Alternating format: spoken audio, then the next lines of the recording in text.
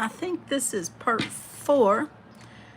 We only did a short, brief amount of time yesterday on the tree and den area. We've got basically the foundation layer down here. And today we are going to start building up. I am hoping to get a good chunk of this owl done today, our little eastern screech owl. If you're looking for the reference photo to paint this exact owl, but you don't have to, you can paint any owl. It's all the same principle. Take a look at the link on this video.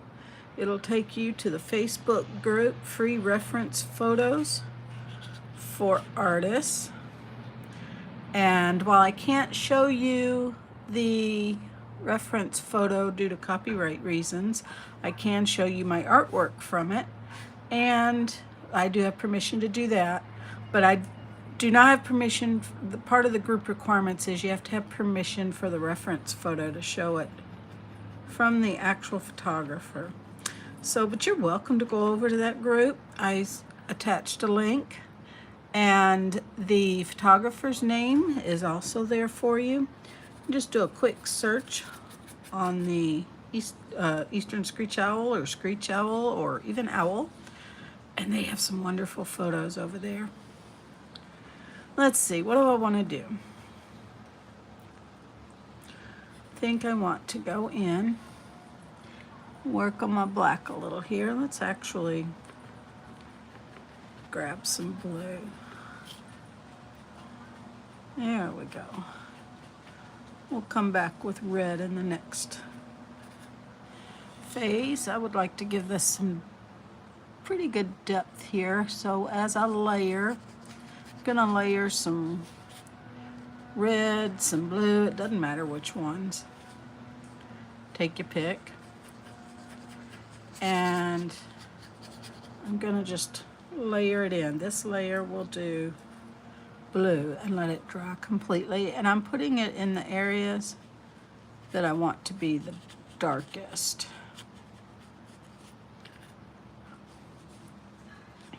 Just to give this some depth in here.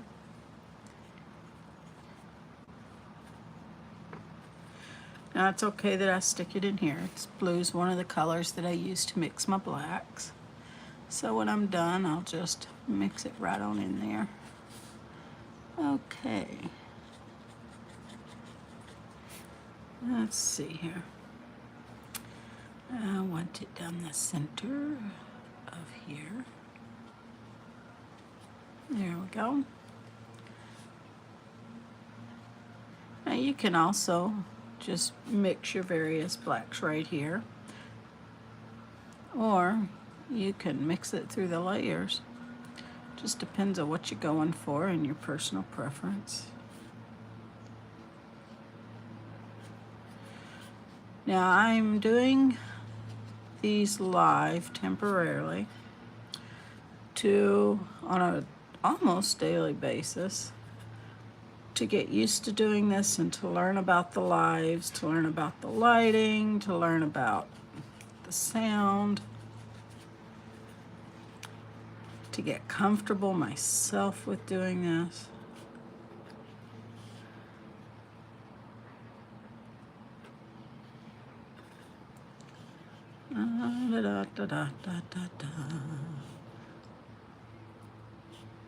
Where does that end? Right about there? I went over it a little bit. That's okay though. Alrighty. I want to make sure.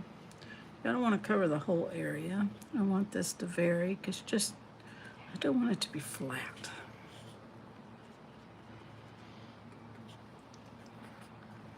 So the darkest dark areas are where I will be doing this for the next few layers. Like I said, the next layer I'll add red, any of the reds. And then the layer after that, I will add probably either sepia or burnt umber, not burnt umber, burnt sienna to that. Okay, did I get them all? There's one over here. This one doesn't need it. How about right in here? There we go. Did I do? Let's see.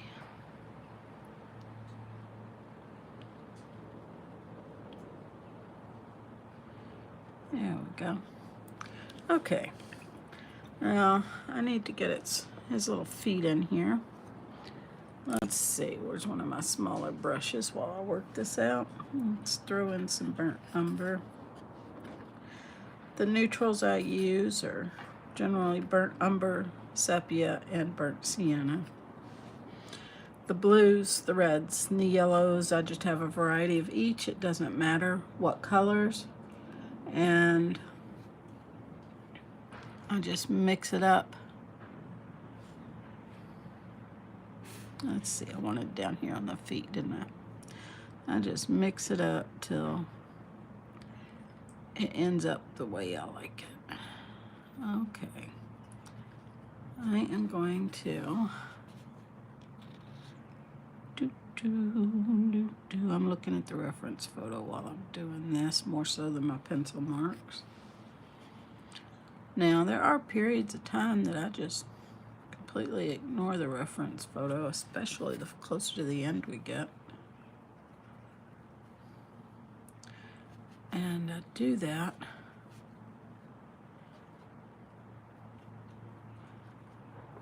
so that I can look at the painting, not the reference photo. My goal is not to 100% copy the reference photo. My goal is to give a representation of this little guy. So to get the shadows, when photography, I take a lot of my own reference photos too, and in photography it can be a little tricky with the lighting and such, so things doesn't always come out true. There's also areas in a photo due to focus areas and things that you might not be able to see the way that it would look good enough painting. Let's see, what am I doing? I want right here. We have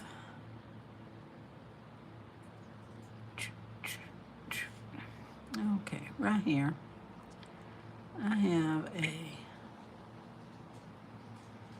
seems a little closer, doesn't it? Well, here, let's do it this way. I don't want to get myself confused. So, I am going to, right here. Did you hear that little guy chirping away? And that's probably why. Okay. We have, this is the tree. He's peeking out of his hole, and I'm just seeing pieces of his foot. So I want to make sure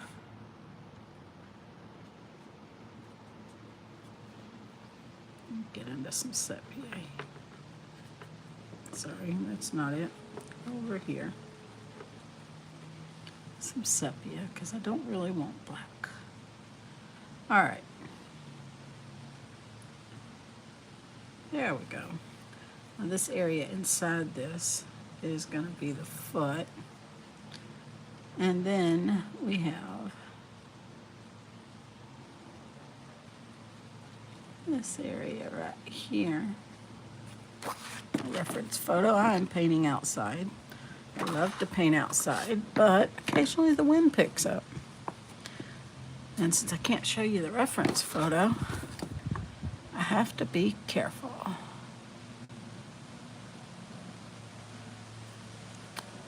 See, I forgot to set you up over here. Did I push? Yep.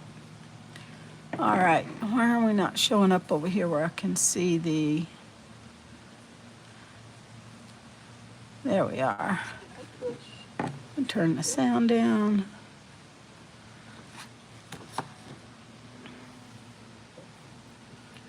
That gave a chance for the wind there to calm down, didn't it? Okay. Now, this one is a little.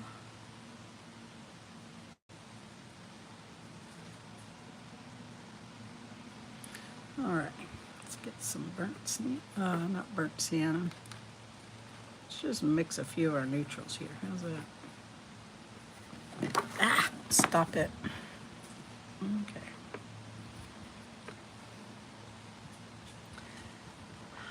Alrighty. I want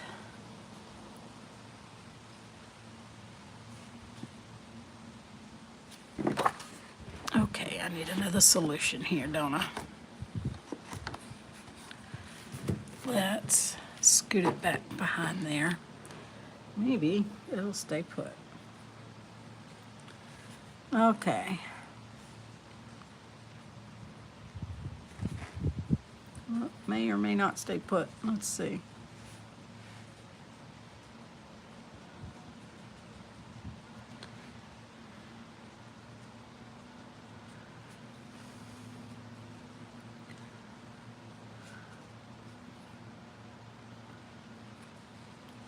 All right.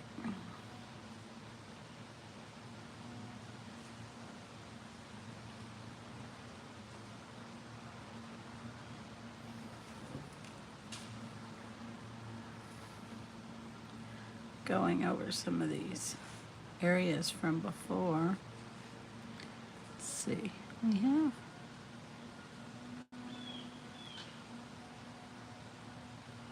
have some little areas here where you can, it kind of goes back behind the tree that I want to make sure that we get.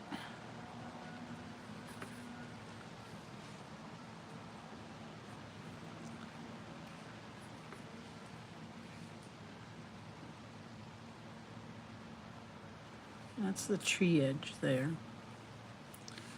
And then we come down here. This one here is not so predominant. Let's bring that in a little.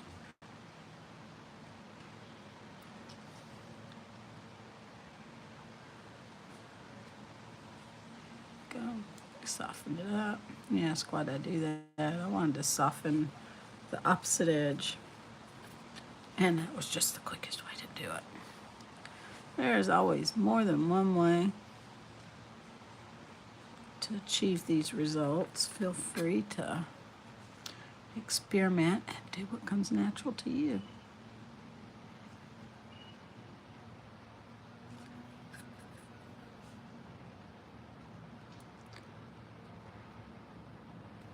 There's some work going on back here. I don't know if you can hear it or not.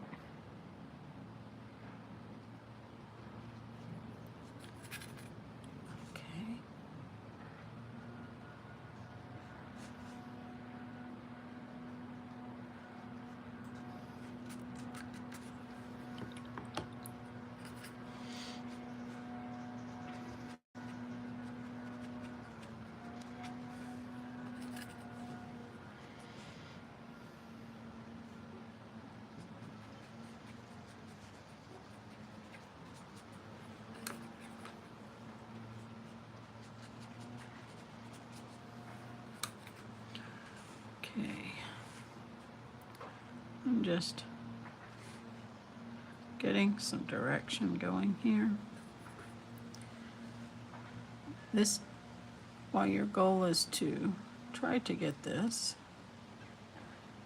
you also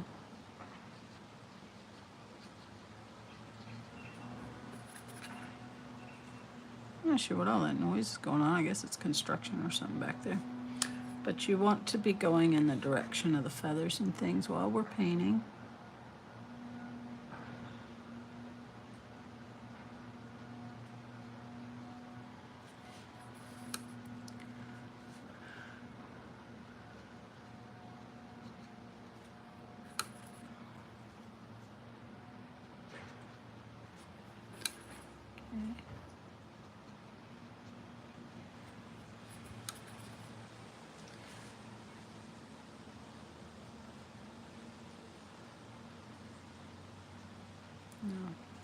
This little guy has a lot of pattern on him. but it does not seem to be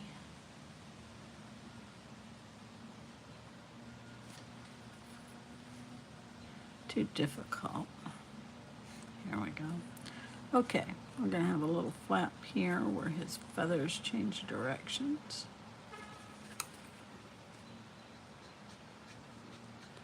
And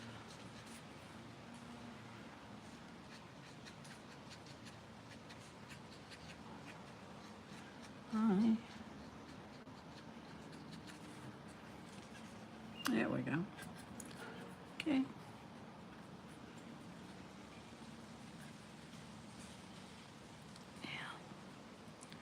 We have a foot here, so I do want that. And there's a little guy here.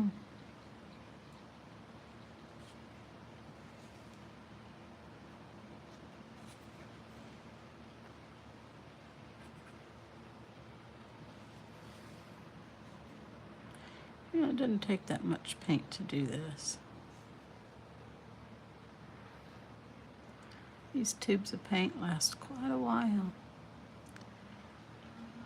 Now, my goal with these YouTube videos is not necessarily to teach as much as it is to just chat with you, maybe give some tips, and just share my process behind the scenes here as I paint.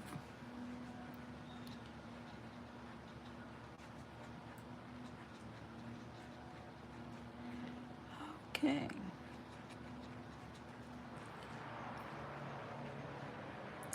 I'm going to add a little light shading here to the beak.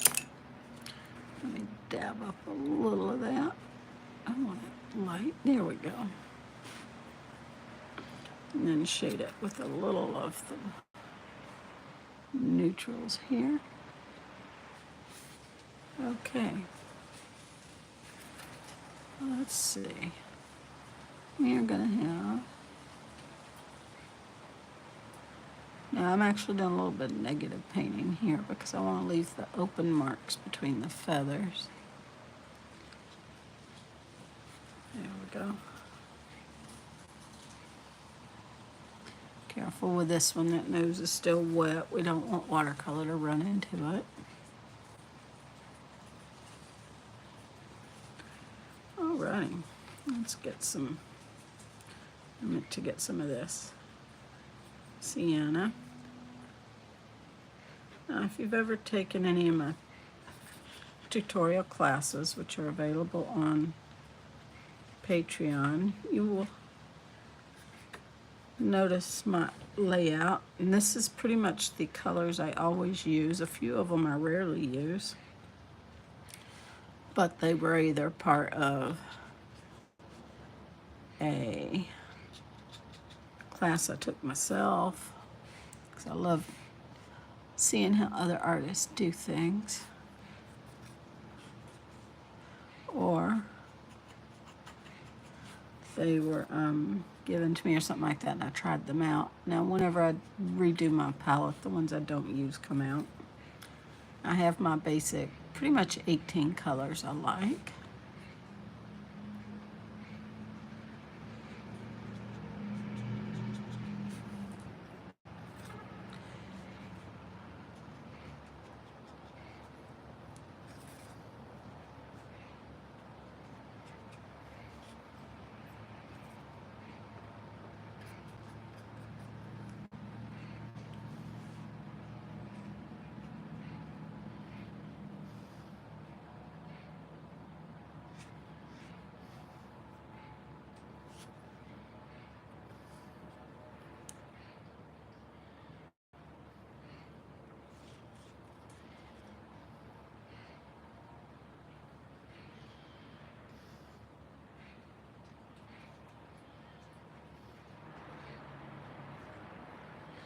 All that construction going on in the background.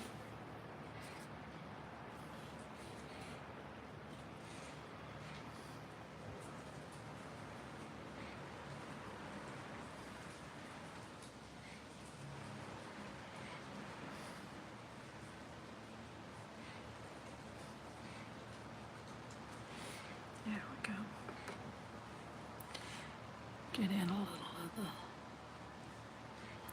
the, let's see, up here we have, I know I jump around a lot, but that's just the way I do it. When I see something, I jump on it. And that gets worse when I get towards the end of a painting. I'm not using my reference photo anymore because I kind of let my instinct kick in and get the shadows and things like that properly.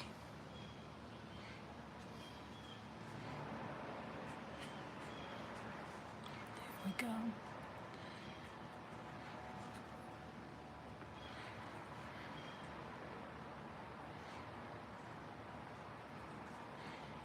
Now I'll clean this up a little bit. That sepia is a little dark there. I do want dark, just not sepia. It'll kind of make it flat and matte, and I don't want that. Okay. There is.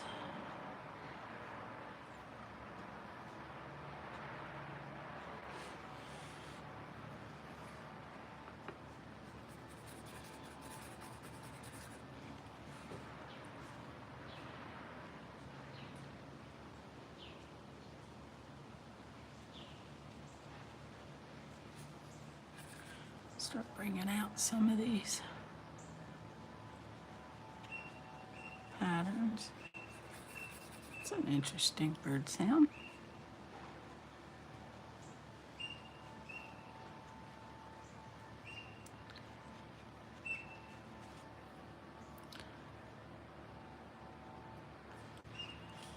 Okay, let's, there's a little, don't want too dark there.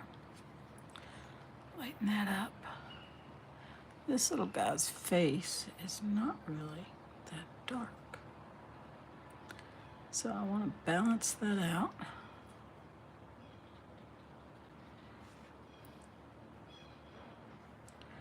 Okay, how's that going? All right, let's go over here. We have, right above the nose, some little feathers there that we want to bring attention to by highlighting the shadows under it.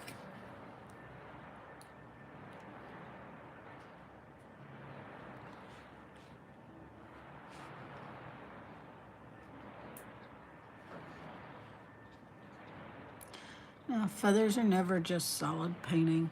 They're a bunch of little strokes that go sort of in a direction, but you want texture. Bring those out. Okay. I'm painting with a very small brush. It's a 000 because of all the detail in this little guy. Now I'm just going to give the illusion of that detail. I'm not going to actually paint it all in there. Let's see. This eye, yes, it is a little higher than the other one, so that's okay. But we need over here. That line does not set right with me.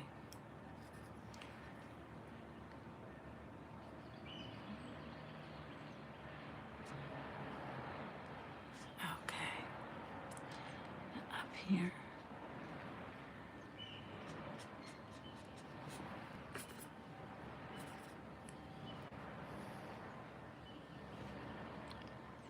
Up to this ear, I need, let's see, in here.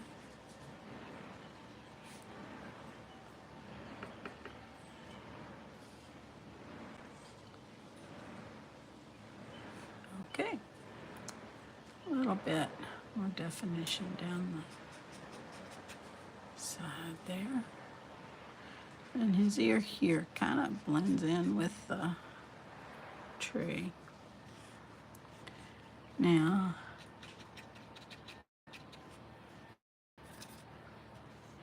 these feathers, just getting color right there. Not quite the look I was going for, but I can fix it later. There we go.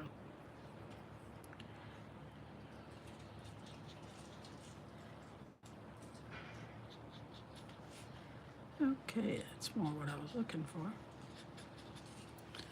Okay. Now, what do I want to do? Let's get a little bit up in here.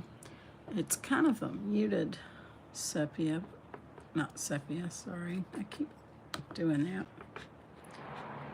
My sienna.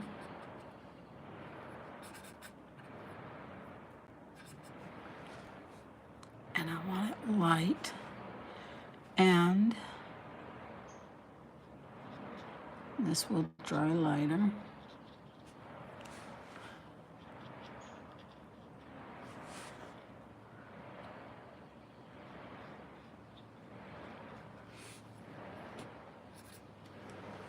Okay. Let's see. We kind of have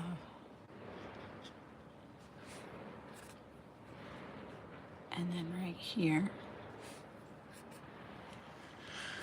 Oh, and then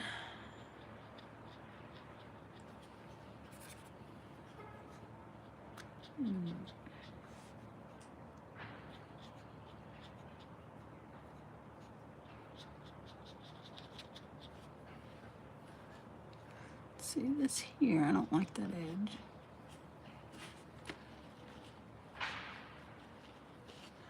There we go.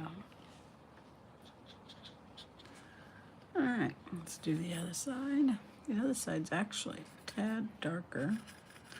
Put a little more blue in there because of the shadows.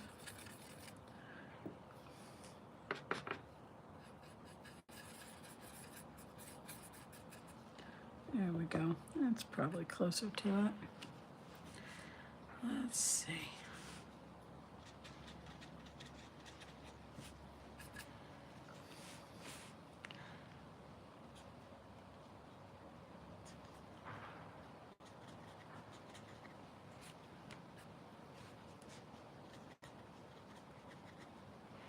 Don't want that solid. We want it mottled. Mottled. How do I say that? M-O-T-T-L-E-D. Mottled. Let's see. It actually looks pretty good there. Let's do the same because it's got a little right here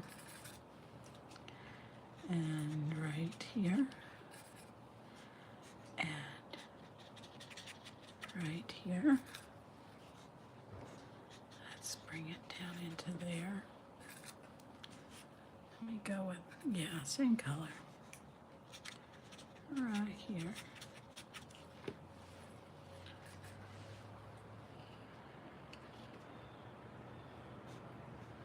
See, I want to keep all that up there.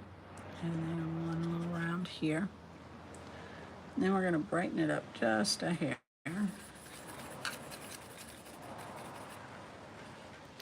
Go right.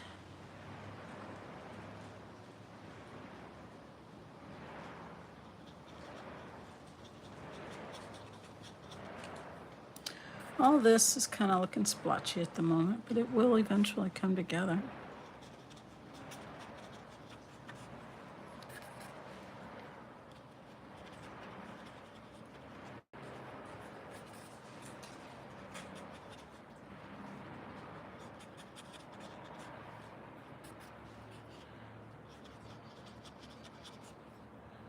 Actually think I'm going to switch to my little flat brush. I've chopped it up with my scissors to make the end a little thinner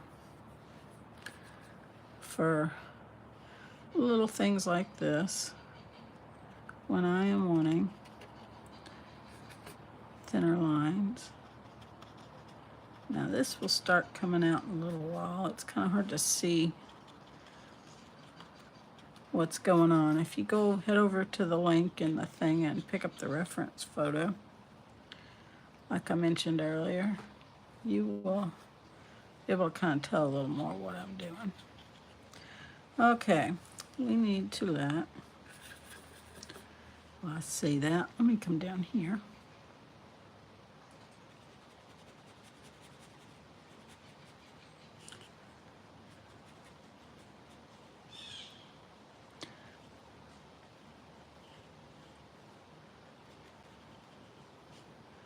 Okay, that will be his foot when I get it situated out there. How are we doing?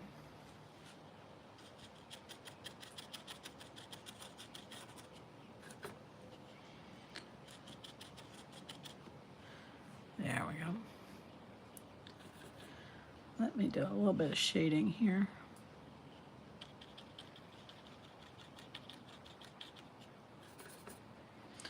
You notice I'm using the blues and the browns. I'm not going into the full black. I'm just kind of using the colors within the painting to create the shadows.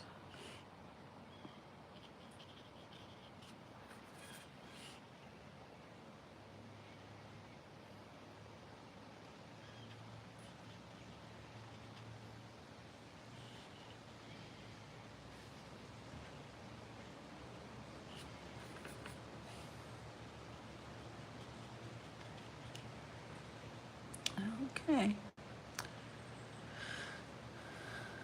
Now I believe I can go with one of these pinkish reds. It's awful bright, ain't it? Let's add in a little. Having fun here.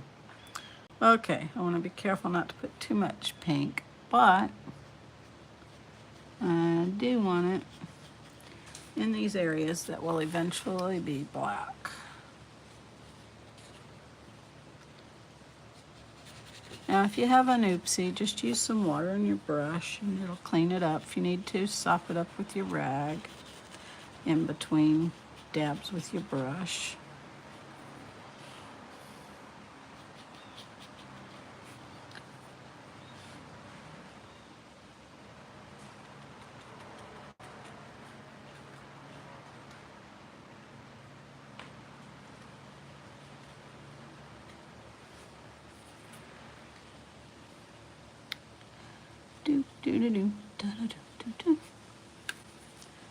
Let's see here. You notice I am not covering all of it with this red, just the areas I want to bring out.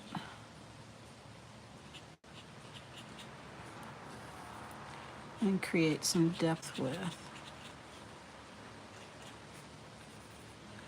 Definitely want above the head here.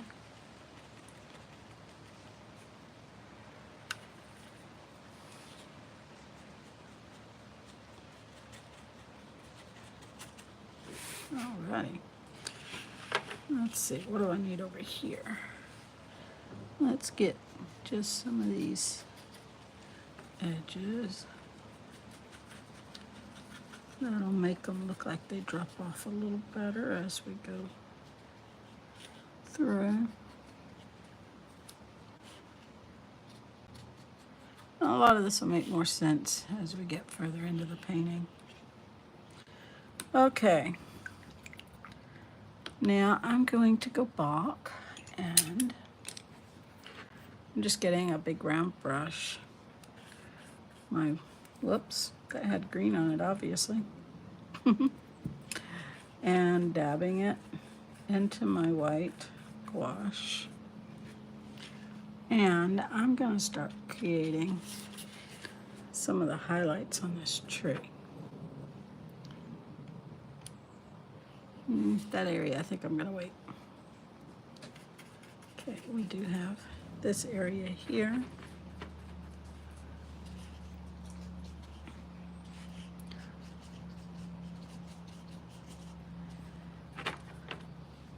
I like the texture this creates, but you do have to be careful when you create layers mixing watercolor and gouache.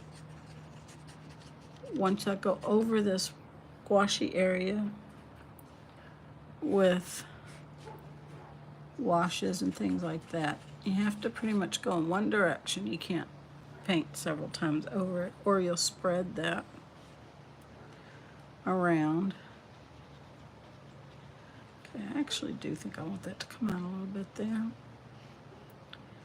And then we have there and here.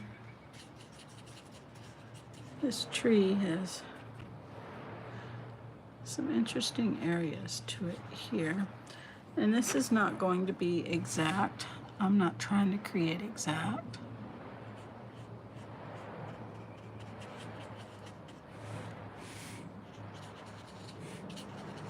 I don't know what that noise is. Sounds like they're digging a hole with a big machine.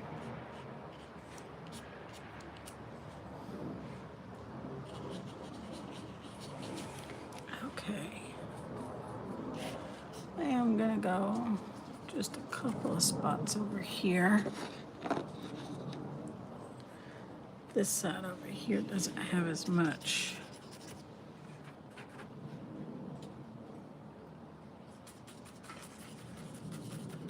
That I'm concerned about.